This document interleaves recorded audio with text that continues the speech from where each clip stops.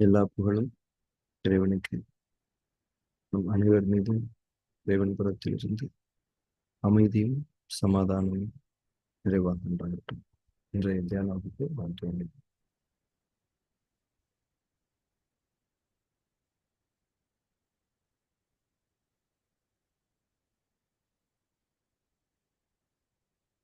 காலை பிரார்த்தனை வசிக்கும் கண்களை மூடி. அகிலங்களின் இறைவனை, அனைத்து பெருமைகளும் போற்றுதல்களும் உன் ஒருவனுக்கே உரியது. அனைத்தின் ஆதாரமும் நீ, அனைத்தின் தொடக்கமும் நீ, அனைத்தின் முடிவுகளும் உன்னிடமே. உன்னுடைய அருட்கொடையாம் இந்த நாளை உன்னுடைய திருப்பெயரால் நான் தொடங்குகின்றேன். எனது அறிவின் மற்றும் அறியாமையின் தீங்குகளிலிருந்து உன்னிடமே நான் பாதுகாவல் வேண்டுகின்றேன். எனது பெருமை மற்றும் பொறாமையின் தீங்குகளிலிருந்து உன்னிடமே நான் பாதுகாவல் வேண்டுகின்றேன். உலகத்தின் பொருள் மயக்கங்களும் என் மன இச்சைகளின் கெட்ட நோக்கங்களும் உன்னுடைய பொருத்தத்தை விட்டும் என்னை விலக்கிவிடாமல் இருக்க உன்னிடமே உறுதியாக நான் பாதுகாவல் வேண்டுகின்றேன். இன்னும் எனது தவறுகள் மற்றும் பாவங்களுக்காக உன்னிடமே நான் மன்னிப்பை வேண்டுகின்றேன். மன்னிப்பவனே, என்னை மன்னிப்பாயாக. நேர் வழியில் என்னை நிலைத்திருக்கச் செய்வாயாக. உன்னுடைய அருளை கொண்டும் கருணையை கொண்டும் உன் புறமிருந்து நற்குணங்களை கொண்டும் ஞானங்களை கொண்டும் என்றென்றும் என்னை நீ வழி நடத்துவாயா. நீ என்னுடன் எப்போதும் இருந்து கொண்டிருப்பதை என்னை எப்போதும் உணர்ந்திருக்கச் செய்வாயா. எனது எண்ணங்களிலும் பார்வையிலும் பேச்சுக்களிலும் செயல்களிலும் பொறுமையை கொண்டும் நன்மைகளை கொண்டும் எனக்கு வழிகாட்டுவாயா. எனக்காக நீ நாடி இருக்கக்கூடிய நன்மைகளை தவறாது நான் அடைந்து கொள்ள எனக்கு உதவி செய்வாயா. நீயே என் இறைவன், நீயே என்னுடைய பொறுப்பாளன், நீயே என் இறைஞ்சுதலை செவியேற்பவன். செவியேற்பவனே, படைப்பாளனே, புதிய படைப்பாக என்னை ஆக்கி தருவாயாக. புதிய வாழ்க்கையில் என்னை வாழ வைப்பாயா. அமைதியும் சமாதானமும் ஆரோக்கியமும் ஞானங்களும் நன்மைகளும் மேன்மைகளும் குளிர்ச்சியும் கதகதப்பும் சோலைகளும் நீரோடைகளும் தூய உணவுகளும் உறவுகளும் நிறைந்த புத்தம் புதிய வாழ்க்கையை உன்னை கொண்டு நான் விரும்புகின்றேன். விருப்பங்களை அளிப்பவனே, ஏற்றுக்கொண்டேன் இறைவனே. புதிய வாழ்க்கையில் என்னை வாழச் செய்வாயாக. புதிய படைப்பாக என்னை ஆக்கி தருவாயாக. உன்னுடைய அருட்கொடையாம் இந்த நாளை உன்னுடைய திருப்பெயரால் நான் தொடங்குகின்றேன். பெருமைகளும் புகழ்களும் உன் ஒருவனுக்கு. ஞானத்தில் நாம் நிலைத்திருக்கலாம். கண்கள் மூடப்பட்டிருப்பது கவனம் இருக்கிறது. நம்முடைய உலகில் நாம் நுழைந்திருக்கின்றோம்.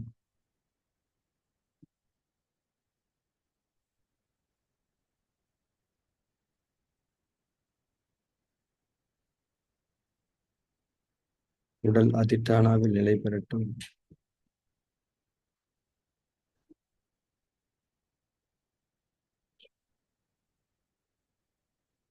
இறுக்கங்கள் இல்லாத முற்றிலும் தளர்வான அசைவற்ற நிலை, சுகமான நிலை. மூச்சின் மீது கவனம் இருக்கட்டும்.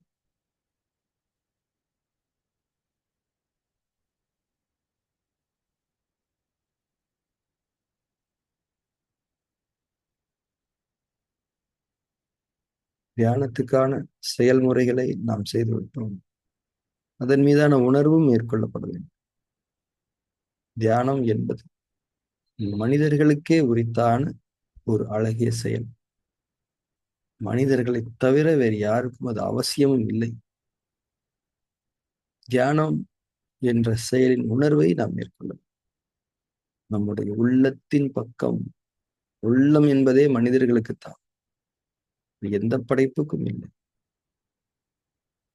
உள்ளத்தின் பக்கம் திரும்புதல், உள்ளத்தில் நிலை பெறுதல் மனிதர்களுக்கான ஒரு தேவை. இது யாருக்கும் தியானத்தின் தேவையில்லை. இதுதான் தியானத்தின் உணர்வு. இதுதான் இந்த உணர்வோடு தியானம் தொடங்கப்பட வேண்டும். மூச்சின் மீது கவனம் இருக்கு.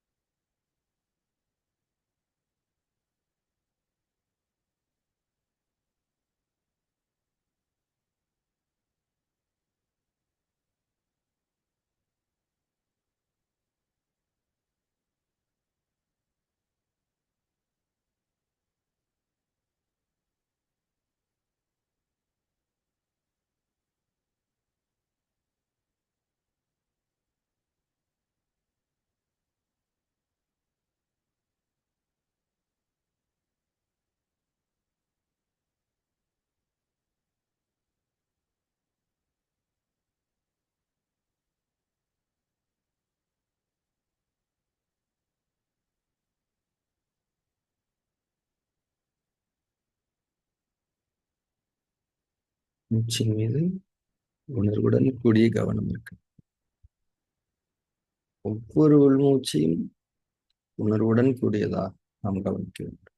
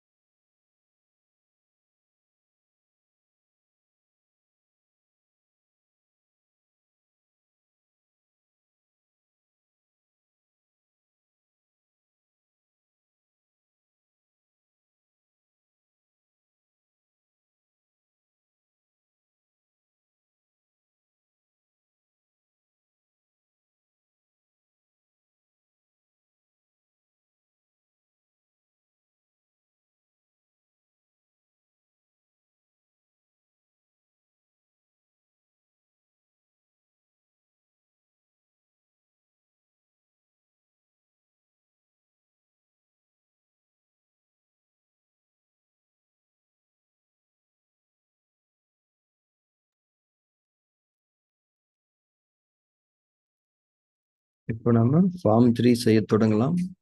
ஒரு லாங் டியூரேஷன் ஃபார்ம் 3 இன்னைக்கு நம்ம செய்ய இருக்கிறோம். சாட்சி பாவனையில் நாம் நிலைத்திருக்க தொடங்கலாம். எண்ணம் வரும், உடல் உணர்ச்சிகள் வரும், மூச்சு கவனிக்கப்படலாம், வெறுமைத்தன்மை ஏற்படலாம், தூக்கம் நிகழலாம். புற சூழலிலிருந்து பல்வேறு விதமான தூண்டல்கள் நம்மை கண்களை திறக்க வைக்கவோ ஏதேனும் ஒரு பதிலளிப்புகளை செய்ய வைக்கவோ தூண்டலாம். எது நிகழ்ந்தாலும் அதற்கெல்லாம் பதிலளிக்காமல், அதற்கும் எனக்கும் எந்த சம்பந்தமும் இல்லை, ஆனால் அந்த தூண்டல் நிகழ்கிறது, இந்த நிகழ்வு நிகழ்கிறது, இந்த எண்ணம் வருகிறது, மூச்சு கவனிக்கப்படுகிறது, இதை கவனித்துக் கொண்டிருக்கும். முக்கியமாக எண்ணங்களின் மீது நாம் எந்த விதமான ரெஸ்பான்ஸும் செஞ்சிடக்கூடாது. ஆதரவு எதிர்ப்பு நிலைப்பாடுகளை, விருப்பு வெறுப்பு தன்மைகளை ஏற்படுத்திவிடக்கூடாது.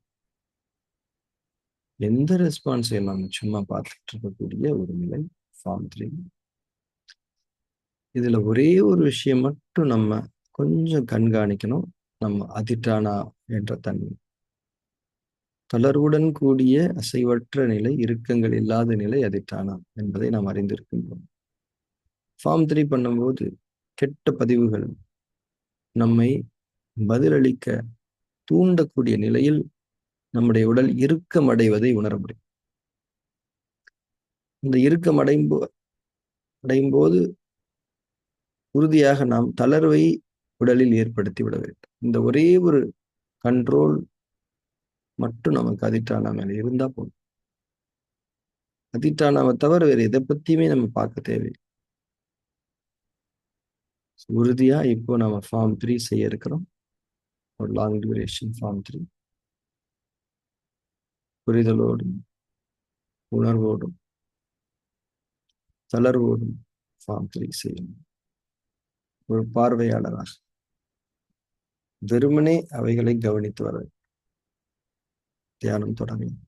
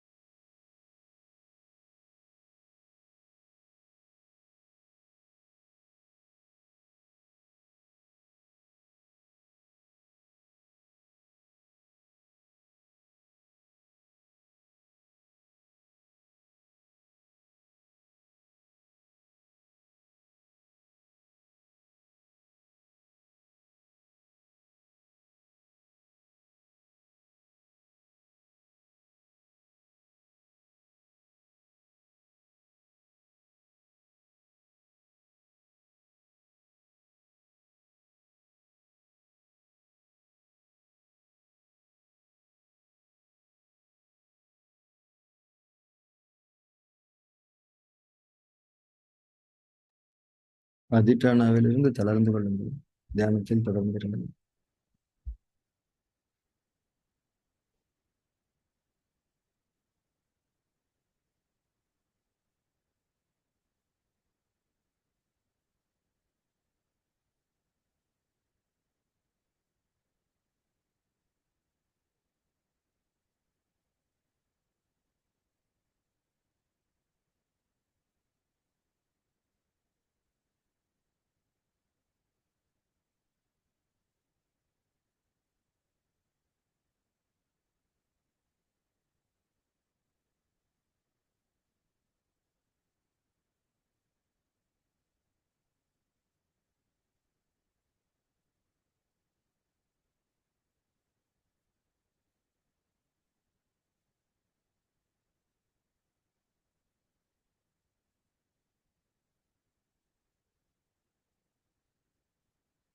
தியானத்தை நிறைவு செய்து கண்களுக்கு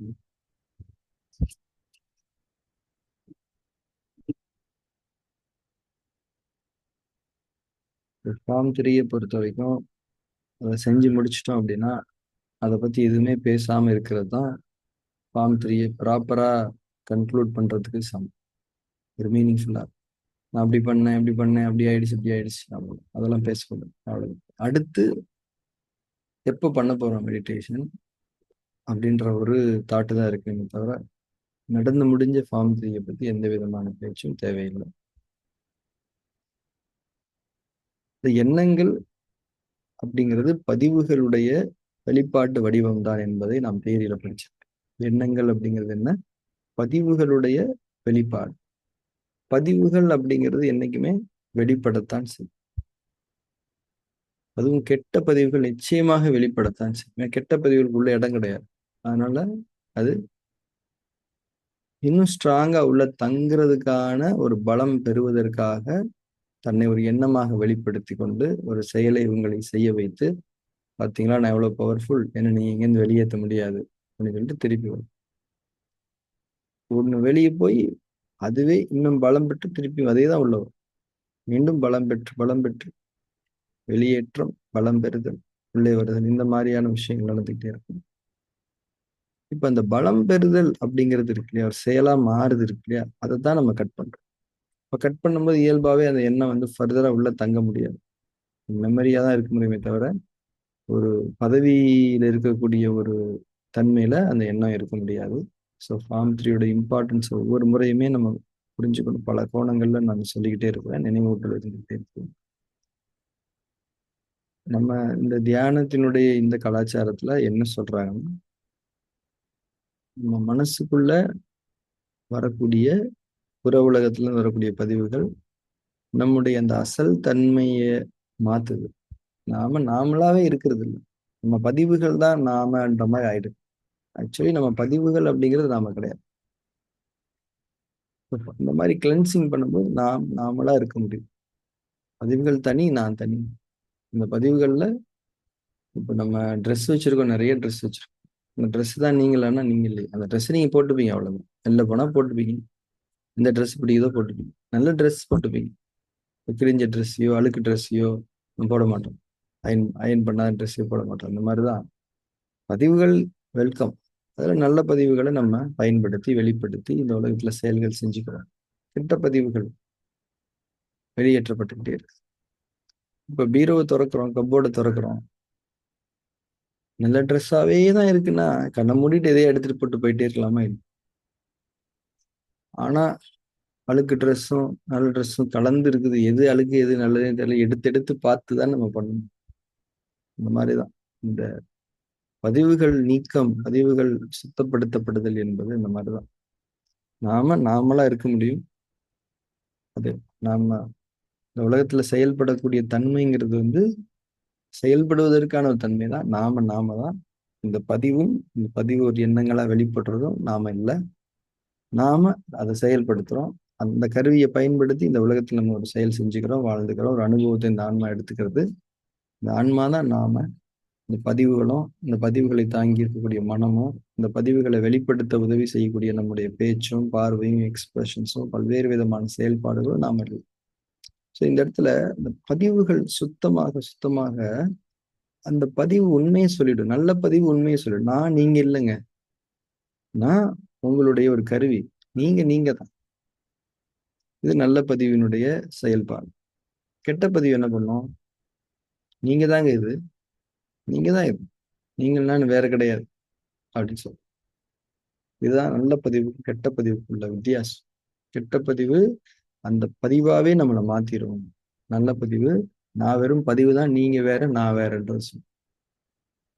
இந்த ஒரு நிலையை உணர்றது தான் நாம் ஒரு தெளிவு நிலை அப்படின்னு சொல்றோம். நாம யாரு, பதிவு யாரு, பதிவு எப்படி வெளிப்படுது, இந்த பதிவு வெளியில என்ன இம்பாக்ட் பண்ணுது, இதெல்லாம் நான் நானா இருந்து பார்க்கும்போதுதான் அனுபவம் அப்படிங்கிறதே நமக்கு கிடைக்கும். அனுபவம் அப்படிங்கிறது எதுக்காக? நீங்க சில விஷயங்களை கத்துக்கணும், சில விஷயங்கள்ல நீங்க ஞானம் அடையணும். இப்படியே இருந்தீங்கன்னா ஞானம் அடைய முடியாது. தள்ளி இருந்தாதான் ஞானம். இந்த பதிவு என்ன பண்ணும்? அது கூடயே வச்சுக்கும். நல்ல பதிவு என்ன பண்ணும்? தூரமா வச்சுக்கும். ஸோ இது இன்னும் கொஞ்சம் திங்க் பண்ணி பார்த்தீங்கன்னா உங்களுக்கு புரிஞ்சிடும். இது உங்க அனுபவமாவே இருக்கணும். நிறைய விஷயங்கள்ல இப்ப பேசிட்டே இருக்கும்போது நீங்க வேற, இந்த பேசப்படுற செயல் வேறன்ற தனியா தெரியும். அந்த பேச்சு மேல ஒரு கண்ட்ரோல் இருக்கும். நன்மைகளை அந்த பேச்சு நிறைவாக்கி கொண்டுதான். ஸோ ஆரம்ப நிலையில இதை பத்தி டீப்பா பேசுறேன். ஃபார்ம் 3 பண்ணணுன்றதுல ரொம்ப கவனமா இருங்க. இது சும்மா அப்படியே ரிலாக்ஸ்டா தூங்குறது இல்லை. இது ஒரு நுட்பம் செயல்படுது. அதை அனுமதிக்கிறோம். அதனோட பெனிஃபிட்ஸை நம்ம அடைஞ்சுக்கிறோம். வாழ்க்கை லேஸ் ஆகுது, இன்னும் தெளிவு கிடைக்குது. இந்த அடிப்படையில தான் இந்த பயணம் நடக்கும். இப்போ இந்த டோப்பமைன் அப்படின்னு ஒரு விஷயம் சொல்லுவாங்க. அது ஒரு ஹார்மோன். அது சுரக்கும் போது நீங்க பாத்தீங்கன்னா எல்லாத்தையும் மறந்துட்டு ஹாப்பி ஆயிடுவீங்க. ஒரு நல்ல ஒரு ஃபீல் கொடுக்கும். இது 2 விதங்கள்ல நடக்க முடியும். தப்பான விஷயத்த பண்ணும்போதும் அந்த விஷயம் நடக்கும். நல்ல விஷயத்த பண்ணும்போது அந்த விஷயம் நடக்கும். மெடிடேஷன் பண்ணும்போது நீங்க ஹாப்பியா ஃபீல் பண்றீங்க அப்படின்னா அந்த டோப்பமைன் நல்ல விஷயங்களுக்கு மட்டுமே தான் செக்ரேட் ஆகி ஒரு செட் ஆகி நிற்கும்.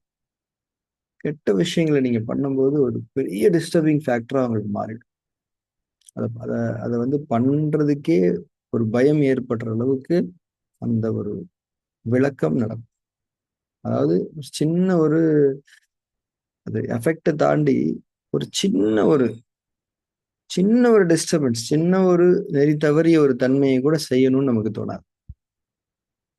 அதுதான் நம்ம ஏற்கனவே நம்ம பேசணும் இல்லையா? இறைவன் நம்மை எப்போதும் பார்த்து கொண்டிருக்கின்றான் என்ற அந்த உணர்வில் நாம் உறுதியாக நின்று